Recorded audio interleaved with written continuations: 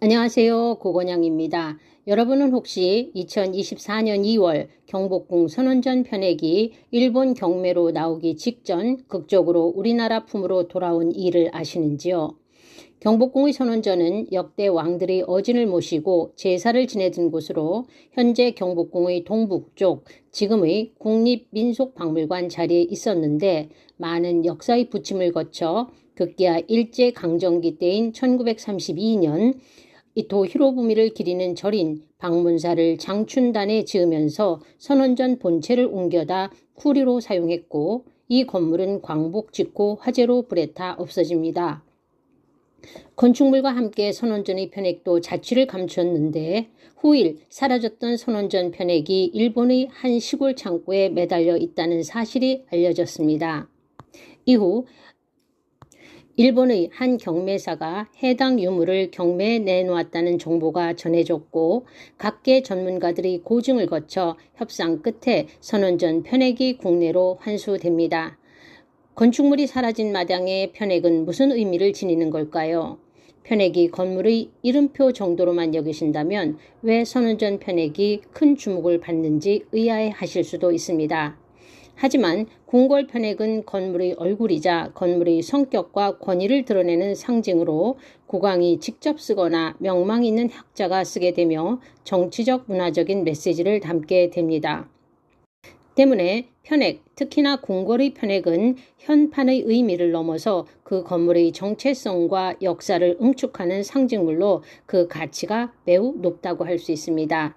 따라서 저는 오늘 자금성을 들여다보는 김에 많은 역사 이야기를 품고 있는 중국 자금성의 편액들에 관해서 말씀드리려고 합니다. 영상 속 편액은 자금성에서 으뜸이 되는 건물로 중국 황제의 최고의 권위를 상징하는 태화전의 편액입니다. 이름 태화는 천지 만물이 조화롭고 평화로운 상태, 즉 태평성대를 이루고자 하는 황실의 염원을 담고 있습니다.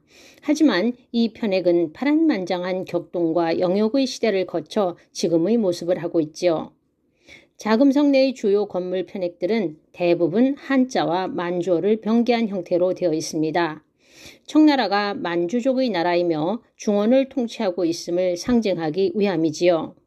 그런데 현재 태화전의 편액은 한자로만 쓰여 있습니다. 왜일까요? 2005년 태화전 보수 공사를 하던 중 태화전 편액에서 희미하게 만주어의 흔적이 발견됩니다. 즉 이 편액에는 원래 한자와 만주어 문자가 병기되어 있었는데 웬일인지 만주 문자가 사라진 것이지요. 이유인즉 청나라 마지막 황제 푸이의 퇴위를 이끌어내어 중화민국 초대 대총통이 된 위안스카이가 1915년 황제 자리에 오르면서 원래 태화전 편액에 있던 만주어를 긁어내고 한자를 가운데로 옮겨 썼다고 합니다. 위안스카이는 한족이었기 때문에 그의 대전 등극에서는 만주어를 용납할 수 없었던 것이지요. 하지만 당시 청나라 황실에 대한 우대 조례에는 폐위된 황제 푸이가 여전히 고국 내정에 거주할 권리가 있으며 쫓아낼 수 없다고 명확히 규정되어 있었습니다. 결국 위안스카이는 내정은 손대지 못하고 자금성 외조의 편액에서 만주 문자를 삭제하는 것으로 만족해야 했지요. 따라서 자금성 외조의 편액은 한자로 되어 있고 내정의 편액은 한자와 만주 문자가 나란히 쓰여지게 됩니다. 그런데 위안스카이의 황제의 꿈은 불과 83일 만에 산산조각이 났고 결국 그는 요독증으로 고통받으며 죽었습니다. 위안스카이가 시대에 남긴 실질적 유산은 매우 적습니다. 그런데 자금성 국문 편액에 새겨진 기이한 흔적, 즉 만주족 통치 상징을 지우려다만 상처는 한 개인의 부질없는 욕망이 역사 속에 남긴 아이러니한 각인으로 역설적으로 지워지지 않는 역사의 증거로 남게 되었지요. 여기 또 하나 독특한 이력을 지닌 편액이 있습니다. 중국 자금성의 중심에 자리한 건청궁, 그 안에서 가장 눈에 띄는 편액에는 정대광명이란 네 글자가 한층 오염을 지닌 모습으로 있습니다. 이 네 글자 뒤에 제국의 운명을 좌우할 비밀이 숨겨져 있었다면 믿으시겠는지요? 정대광명은 말 그대로 정당하고 떳떳하며 밝고 공명정대하다라는 의미를 가지고 있습니다. 하지만 그 뒤에는 세상 누구도 몰랐던 황실의 극비 비밀 문서가 숨겨져 있었습니다. 청나라 황제들은 공식적인 황태자 책봉 없이 후계자를 미리 정해서 밀봉한 문서를 2통 준비합니다. 그 중에 하나는 바로 이 정대광명 편액두에 숨겼고 나머지 하나는 황제가 간직하게 되지요. 이 제도는 비밀 입저 제도라고 해서 황제가 죽은 뒤 왕공 대신들이 두 문서를 대조해 내용이 일치하면 비로소 후계자가 공식적으로 황제가 됩니다. 이 제도의 창안자는 바로 청나라 옹정제로서 그는 과거 황의 쟁탈 음모와 비비린내 나는 형제 싸움 속에서 즉위했기 때문에 이런 혼란을 막기 위해 철저한 비밀 유지 장치를 마련한 것입니다. 정대광명이라는 말이 단순히 황제의 덕을 상징하는 글이 아니라 실제로는 제국의 질서를 지키기 위한 비밀 코드였지요. 청나라는 이 제도를 통해서 황권 내부의 비비린내 나는 암투를 어느 정도 억제시켰고 국가 운영의 안정성을 높이는 데 기여했습니다.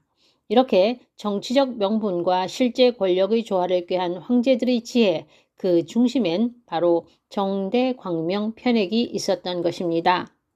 다음 사진 속 편액은 자금성 내정구역 서쪽에 위치한 융종문 편액입니다.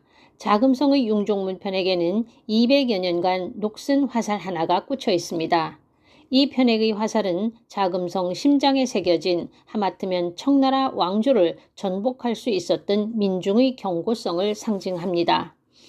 1813년 가을 청나라 가경제는 문무백관을 이끌고 정더 피서산장으로 사냥을 떠났습니다.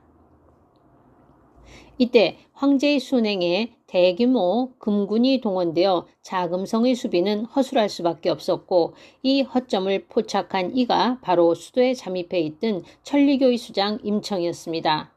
천리교는 백년교의 한 분파로 청나라를 무너뜨리고 명나라를 회복하자는 반청복명의 기치를 내걸고 오랫동안 민간에서 활동을 했습니다. 임청은 환관 등의 내부 협력자를 매수해서 자금성을 기습했습니다. 이들은 환관의 도움을 받아 서화문을 통해 곧장 내정의 핵심인 융종문으로 진격했습니다. 융종문은 외조와 내정을 가르는 마지막 방어선으로 쌍방은 이곳에서 밤늦도록 격전을 벌였고 혼전 속에서 화살 하나가 융종문 편에게 깊숙이 박히게 됩니다. 현재 융종문의 종자 왼쪽 측면에 비스듬히 박힌 작은 화살이 마치 시간을 멈춘 듯 200년 전의 치열한 순간이 그대로 응축되어 이곳을 찾는 이들에게 말없이 그날의 역사를 전하고 있습니다. 오늘 제가 준비한 영상은 여기까지입니다. 시청해 주셔서 감사합니다.